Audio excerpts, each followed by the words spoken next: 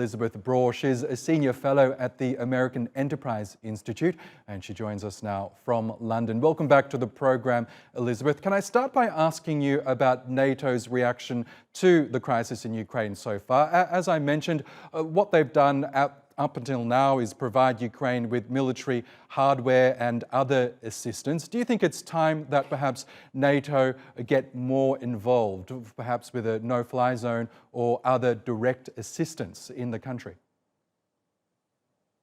Clearly, that's what the Ukrainians want, and I think we all want for this war to end.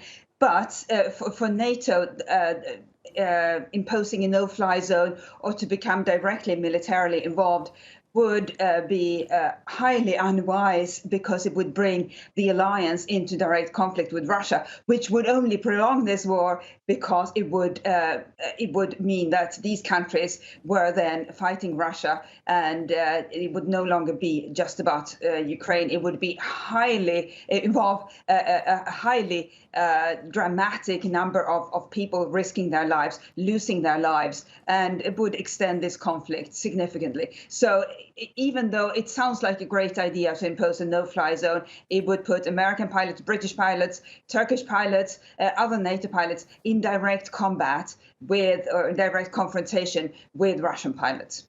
But we know that NATO's intervention in conflicts isn't unprecedented. In the 90s, it decided to get involved in the Bosnian War after it was found that genocide was taking place. At what point do you think does NATO need to have more direct involvement in this conflict in Ukraine? You're making a great point. It did get involved in the Balkan Wars in the 90s, and that's because the genocide was taking place. And many people will say, well, there's a genocide taking place in Ukraine today.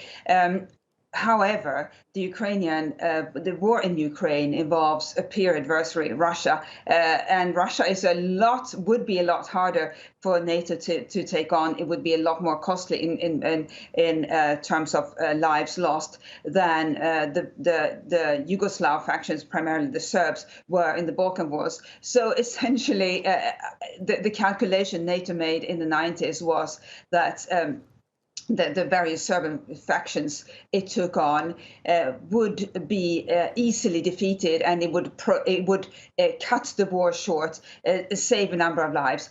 In the case of the Ukraine war, what would likely result would be a prolonged war and a great number of additional lives lost. Okay, Elisabeth Braw, we will have to leave it there, but many thanks as always for joining us on TRT World.